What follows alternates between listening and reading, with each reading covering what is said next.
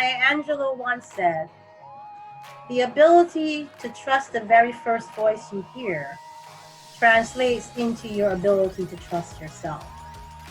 When I first heard that, it was mind shattering. It actually resonated with my soul.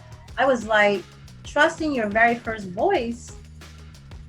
I hear that voice all the time and I ignore it. How many of you do the same thing? Some people refer to that voice as intuition, ESP, or ESPN as my daughter calls it. But all of us hear that first voice. Don't do it. Don't go there. Don't look at her. I don't like her. I don't like him. But what do? Instead, we ignore that voice and we go head in first, heart in, and it proves to be a disaster or problematic. Trusting the very first voice you hear translates into how you feel about yourself. It translates into your self-esteem, your self-worth, and your self-value. Today, we're going to talk about self-esteem from the perspective of trusting that voice, of trusting your intuition, not just your gut feeling, but listening to your spirit. A lot of times people do not realize that intuition and spirit are one and the same. A lot of people don't want to think of themselves as being spiritual, but the truth of the matter is that's what intuition is. Intuition, when you talk about your gut, you're talking about something deep within you, something inside of you that motivates you despite the fact that you don't want to be motivated, or despite the fact that you need to be motivated. It's there. It's at our core. It's the thing that drives us. It's the force that wants to protect us. It's the force that orders our steps.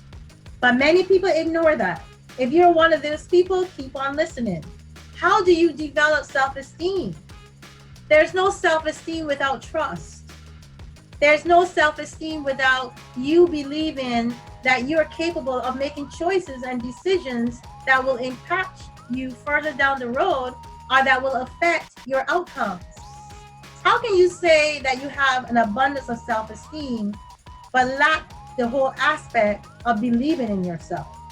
And how can you believe in yourself if you cannot trust yourself? You see how it works together? You have to trust yourself because the trust leads you to the faith or belief in yourself, which ultimately translates into self-esteem. If you're having self-esteem issues, don't beat yourself up. Don't think, you know what, I'm not as good as the other person, or I'm not going to get to where that person is. Start at the core. Your core is learning to listen to that voice. It's a very quiet voice. Have you ever been driving down the road and you heard somebody say, don't go left, go right? Or have you ever had that opportunity where you met a female or a male and you're out at a bar and somebody said, I don't like this energy, I should leave, or I don't really like this person. And then 2 years later, you're married to the person? That's what I'm talking about. I'm talking about that voice. Yeah, your intuition, your guide. It is there to guide you. It's there to help you overcome the obstacles that will be thrown in your path on this life's journey. It is there to help you connect with the better part of yourself. But most of us ignore that voice, or we don't spend time developing that voice. Let me say this to you. The times that I have ignored that voice, I have paid dearly for it. And a lot of times what interrupts us listening to that voice is life.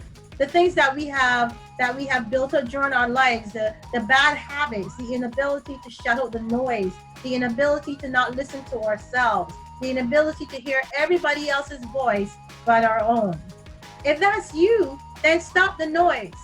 Most of us don't want to spend time alone. Most of us are afraid to spend time by ourselves. But for me, the times that have been most valuable have been the times when I have learned to be quiet, when I can tune into that spirit, where I can listen to that voice and hear that and feel that intuition well up inside of me and give me direction and guidance. Most of you are familiar with the stock market and the financial industry. I can guarantee you, if you know someone who is successful, who is wildly successful, has made millions of dollars, them this question. How much of the stock market is based on your intuition, your gut feeling, versus the knowledge that comes from the financial industry or the knowledge that you've acquired from others? Those people have a strong intuition, and those people trust their first gut feeling or intuition. It's your spirit. So before you can accumulate all this self-esteem, all this self-worth and self-value that has eluded you for so long, the first thing you need to do is to be quiet, to be still, and listen to that voice.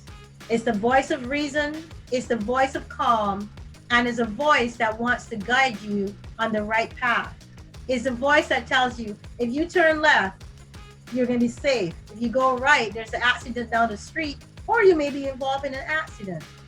It is nothing hocus pocus. It's the truth. The truth is that the human being that trusts that voice, that adheres to that principle, that I am the sole director of my life. I am the person that has to be okay before everything else is okay, is the individual that succeeds in this life. Self-esteem is something that is very important. But self-esteem does not come from you not making the right decision or the right choices, because the right choices and the right decisions don't always come from others outside of yourself. And if you have formed self-esteem that is reliant on other people, what happens if those people leave your life? What happens if those people are no longer around to guide you? What do you do then? You have to go back to the source. You have to go back to the very beginning, which is your source, which is your spirit. Learn to listen to yourself.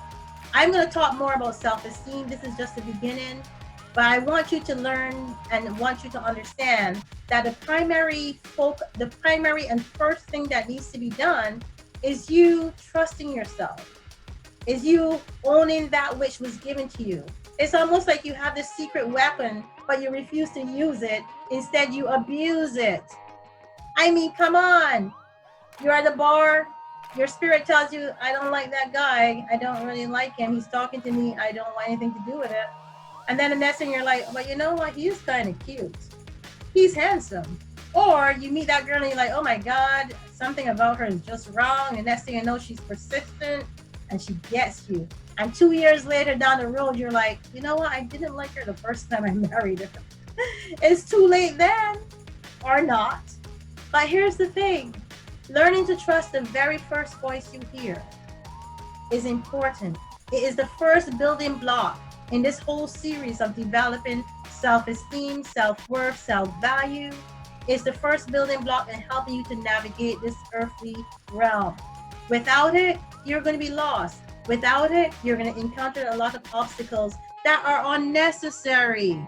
There's no reason that you have to put blocks and blockades in your own path. Trust that voice. If the voice tells you that you shouldn't, chances are you don't need to. My name is Ingrid Felton.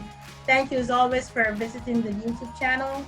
If you like what you heard today, please subscribe, like, comment. If you want more information about me and what I do, please visit my website at thejourneyoftruth.com. And I look forward to seeing you again. But until then, remember, you're in control and you have a powerful tool. There's no reason why you shouldn't be using it. Thank you.